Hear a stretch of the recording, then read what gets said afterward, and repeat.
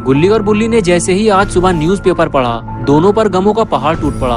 आखिर ये हो क्या रहा है? गुल्ली और बुल्ली के मोहल्ले से छोटे छोटे बच्चे गायब हो रहे हैं। इतने छोटे बच्चे आखिर किसके दुश्मन हो सकते हैं? और कोई आखिर इतने छोटे बच्चों से क्या दुश्मनी निकालेगा? इनमें से कुछ बच्चों को तो गुल्ली और बुल्ली पहले से ही जानते हैं। न्यूज़पेपर में देखते ही दोनों पहचान गए कि ये बच्चे कौन हैं। तभी गुल्ली एक बच्चे को पहचानते हुए बोला, बुल्ली तुम कल्लू जमादार को जानते हो ना? अरे वही जो ट्रांसफार्मर के पास रहता है, जिसके दो बच्चे हैं, बड़े वाले का नाम है चुन्नी और छोटा वाला है पुन्नी। मैं इसे देखते ही पहचान गया, ये छोटा वाला पुन्नी है। बुल्ली बोला, पप्पू कबाड़ी का छोटा लड़का भी तो कल शाम से गायब है।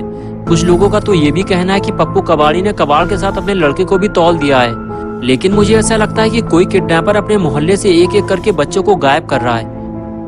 गुल्ली बोला, नहीं बुल्ली, बात सिर्फ अपने मोहल्ले की नहीं है। इधर देखो जरा, ये लड़की तो शॉन के मोहल्ले से गायब हुई है ना। एक एक करके पूरे शहर से बच्चे गायब हो रहे हैं, हमें कुछ करना चाहिए। बुल्ली बोला, हाँ तुम ठीक कह रहे हो गुल्ली, लेकिन अपना पॉटी बॉय शॉन फोन क्यों नहीं उठा रहा? कल रात में मैंने उसे 3-4 बार फोन किया, आज सुबह भी मैं 3-4 बार फोन कर चुका हूँ। मुझे तो कुछ गड़बड़ लग रही है। गुल्ली बोला, अगर ऐसी बात है तो हमें फौरन शॉन के घर चलना चाहिए। ये कहकर गुल्ली और बुल्ली दोनों स्कूटर के पास जाने लगे। गुल्ली ने स्कूटर स्टार्ट की और बुल्ली को अपने साथ लेकर शॉन के घर की तरफ चल दिया।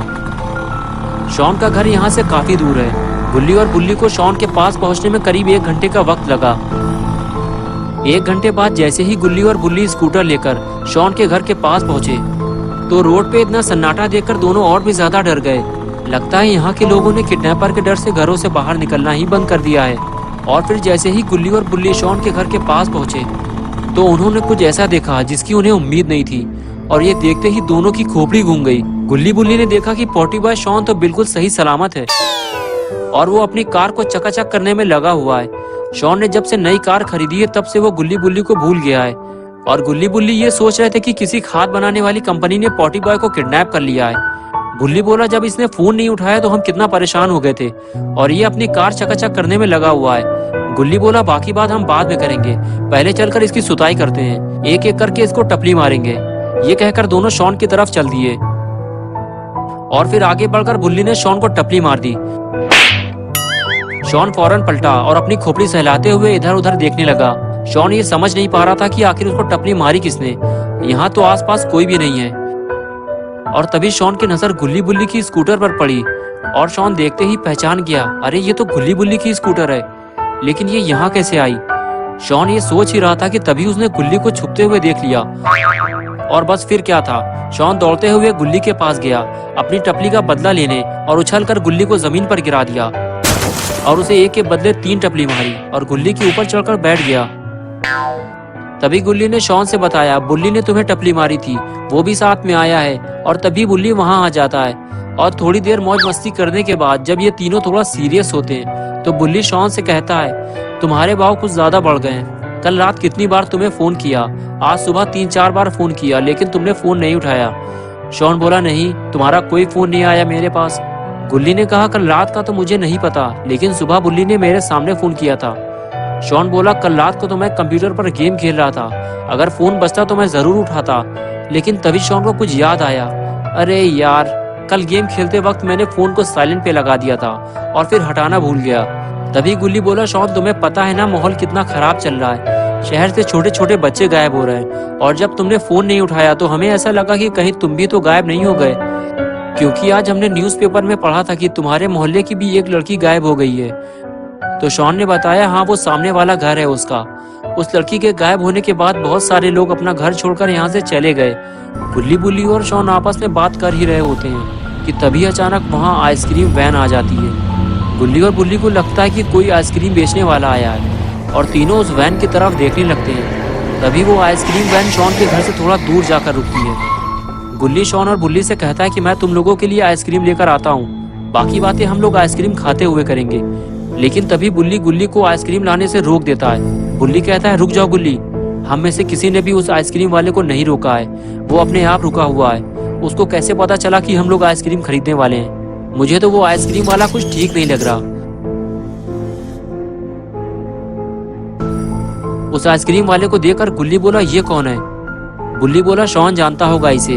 शॉन ने कहा, नहीं, मैं इसे नहीं जानता, मैं तो खुद इसे आज पहली बार देख रहा हूँ। वो हमें देखकर अपना हाथ हिला रहा है। हेलो बच्चों, कैसे हो तुम लोग? मैं हूँ तुम्हारा दोस्त रॉड और मैं लाया हूँ तुम्हारे लिए अच्छी अच्छी आइसक्रीम।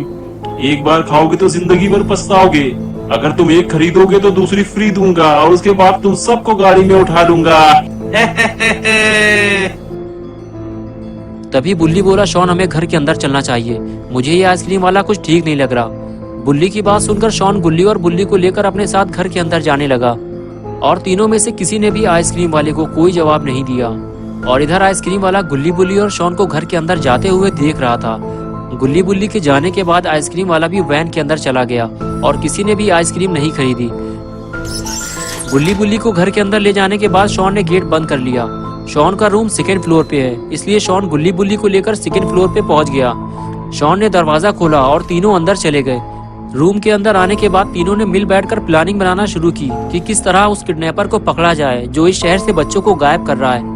शॉन बोला, मेरे दिमाग में एक आइडिया आया है। हम तीनों रोड पर अलग अलग खड़े होंगे और किडनैपर जैसे ही हमें रोड पर अकेला खड़ा देखेगा हमें पकड़ने की कोशिश करेगा, बस उसी वक्त हमें जोर से चिल्लाना है। गुल्ली बोला, बकवास, घटिया, दो कौड़ी का आइडिया है तुम्हारा, बिल्कुल तुम्हारी पॉटी की तरह। इस तरह हम तीनों पकड़े जाएंगे।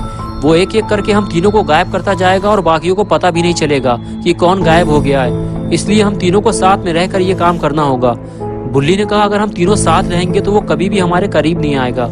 हम तीनों को अलग अलग लेकिन होशियारी से काम करना होगा। गुल्ली बोला, हम तीनों एक साथ ही काम करेंगे, लेकिन सिर्फ एक बंदा ही रोड पर अकेले खड़े होने का नाटक करेगा, बाकी दो छुपकर उस पर नजर रखेंगे और जैसे ही किडनैपर करीब आएगा हम उसे मिलकर दबोच लेंगे।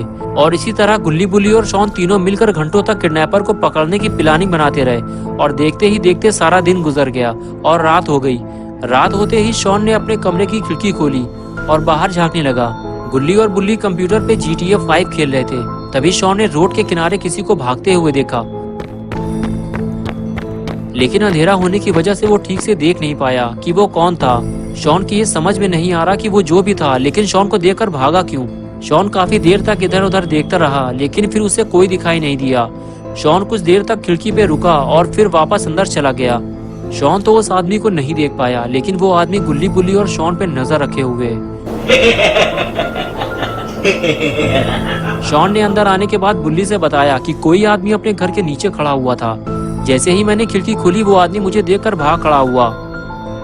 बुल्ली ने कहा, क्या तुम उसे पहचान सकते हो? शॉन बोला, नहीं, मैं उसका चेहरा नहीं देख पाया।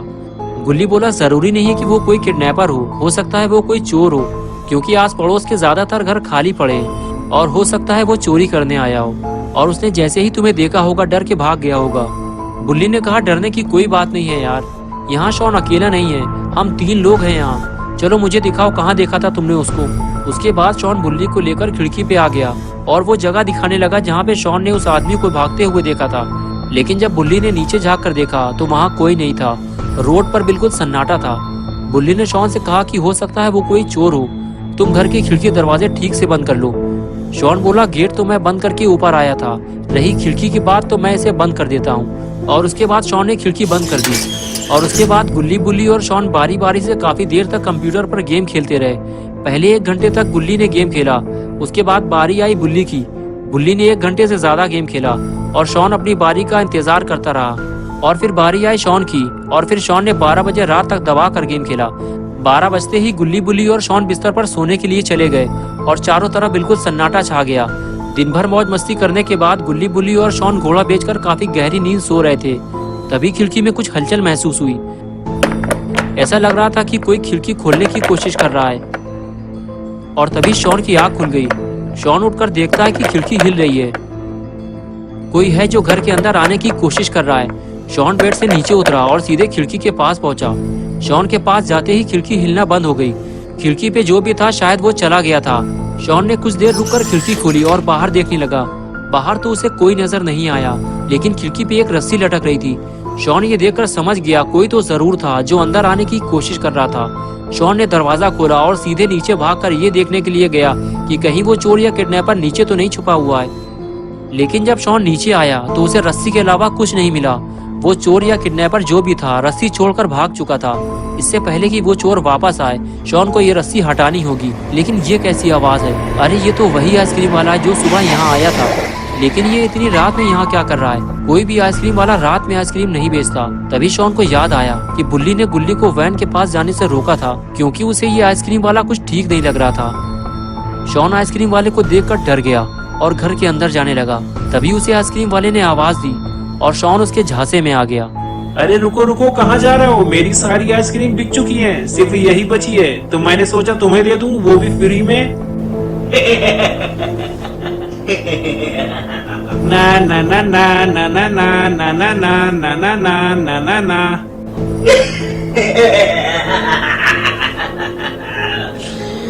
Is anybody looking?